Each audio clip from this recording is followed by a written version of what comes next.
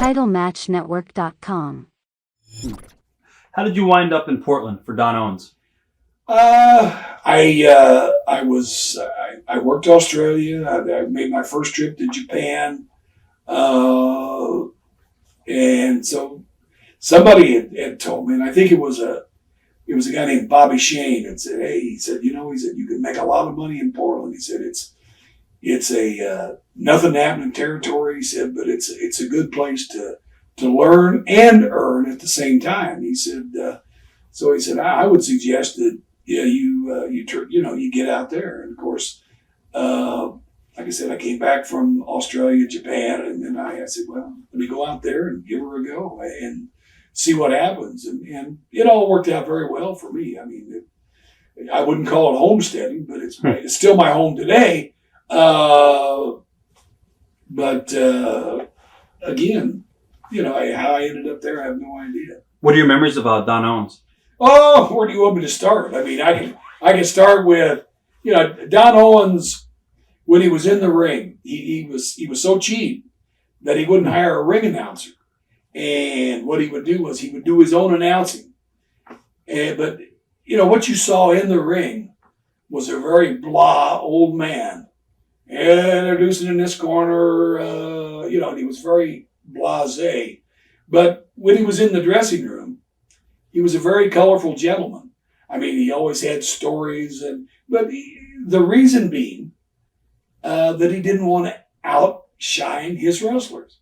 In other words, he could have very well entertained. I mean, because he was the master of ceremonies for an annual Christmas party with a television station there. Because again, he was very entertaining. Had very lots of jokes and lots of good timing, and that old colloquial type of guy. But what you saw in the presence of the camera was a very blasé guy. Just pretty ordinary. Is it true that his brother used to bet on shoots? Oh yeah. We. I don't know where you came up with that question, but they weren't really shoots. They were works. Right. What would happen was, the guys would get together without the knowledge of the promoter and say, "Who's going to be his brass jock champion?" That's what he called it. Who wants to go for the brass jock tonight? Huh. That's the way he talked. And of course, the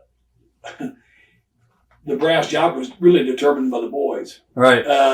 And what happened is he would pay 20 to the winner in cash, 10 to the loser. And of course, after one guy would put the other guy over, the other guy would give the other guy 5. They'd everybody walk away with even money, and nice. Just kept the little thing going. But it was just a little fun thing. And he might have known. I don't think he did, but because he was that man's man. Jesus Christ! Got to have a shoot tonight. Got to give the old man his jollies. What about you, Wiskoski? Are you up for it? And sometimes it got carried away. And one of the funniest fucking things I ever seen involved the Iron Sheik and a guy by the name of Ricky Hunter. There was a wrestler by the name of Jerry Oates, who had come out to the Northwest. He traditionally stayed below the Mason-Dixon line, but he'd come out to Oregon to wrestle. And at that time, there was just a tremendous amount of stars. You couldn't get over Dad Savage because he was in the office. Jimmy Snuka was there. And so you had a plethora of baby faces that were already over Lonnie Main. But anyway, Elton said to Jerry Oates one night, he said, "Hey," he said, "what about you, Oates? Do you think you can take on the Sheik?"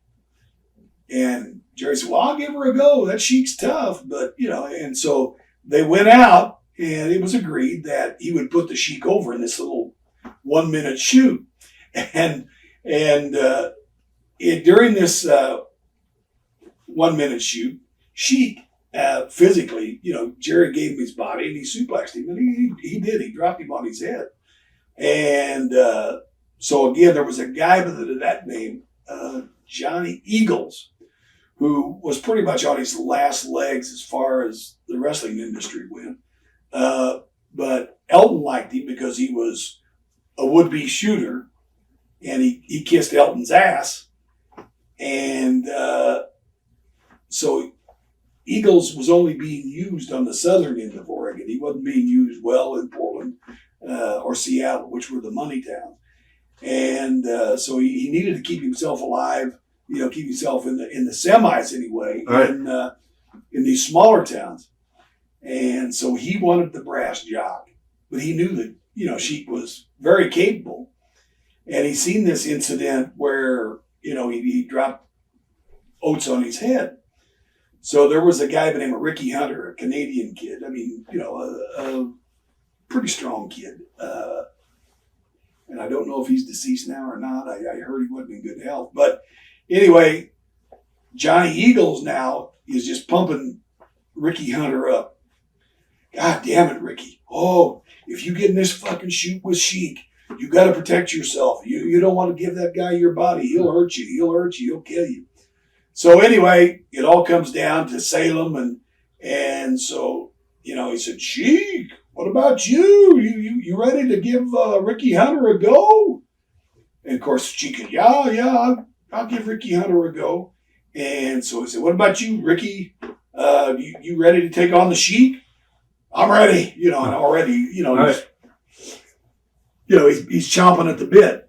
So, I mean, and I witnessed this. So anyway, Elton leaves the room, and of course, Lonnie Main sticks Elton's cigar up his ass and walks around while Elton's upstairs. And then as he comes down, he puts it back there. Elton comes back, picks it up. Huh. God damn, quit smoking these things. They taste like shit. Wow. But anyway,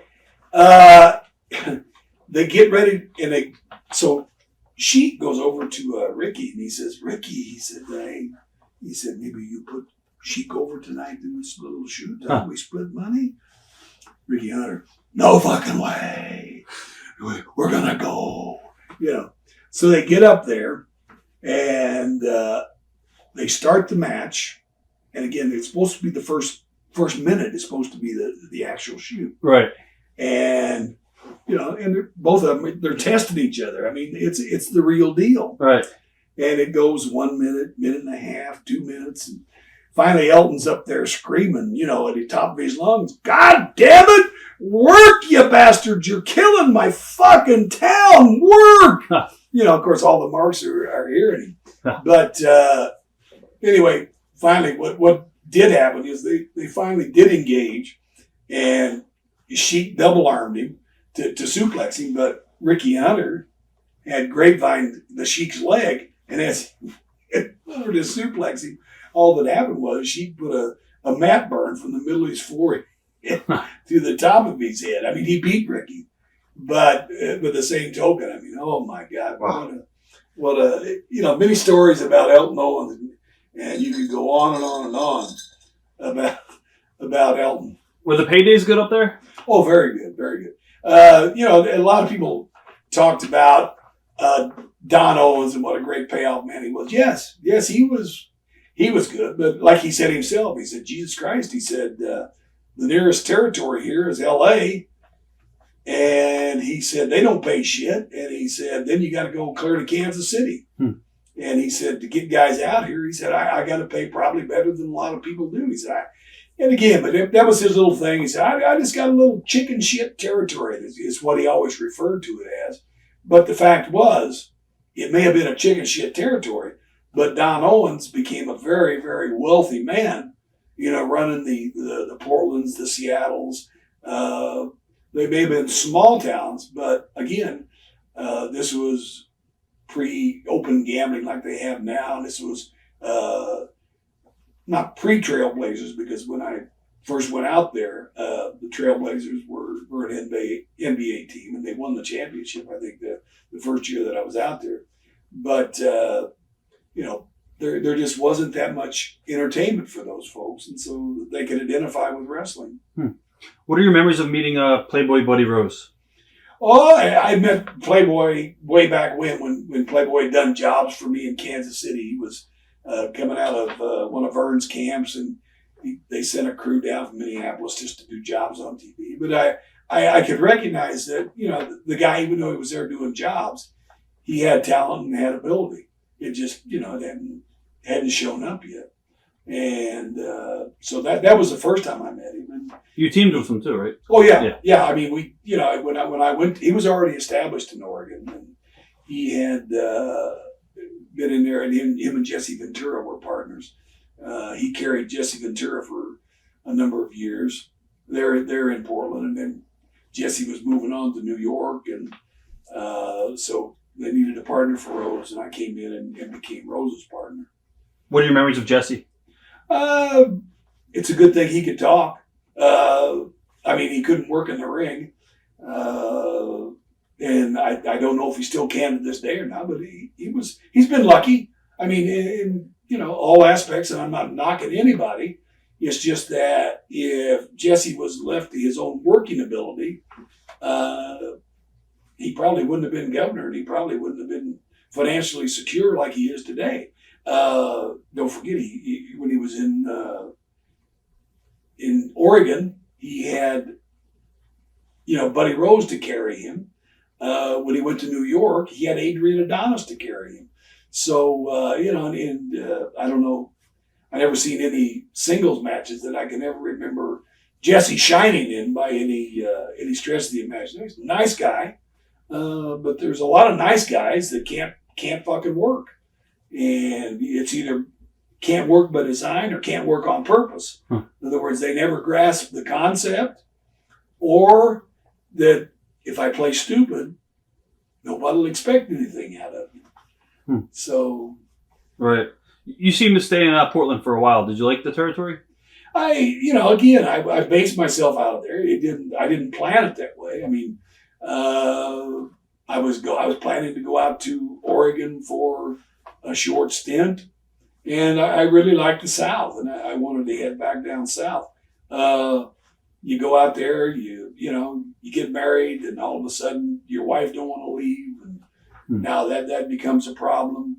And then, so I basically started basing myself out of there. I mean, yes, I went to San Francisco. Yes, I went to Japan. Yes, I went to Europe.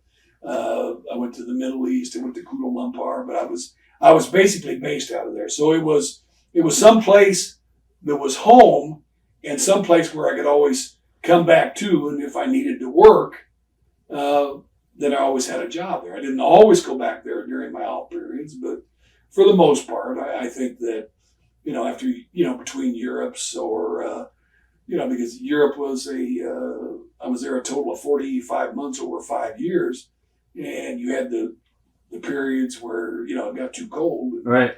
So, Wrestling Intense didn't get it in December and January and February. TitleMatchNetwork.com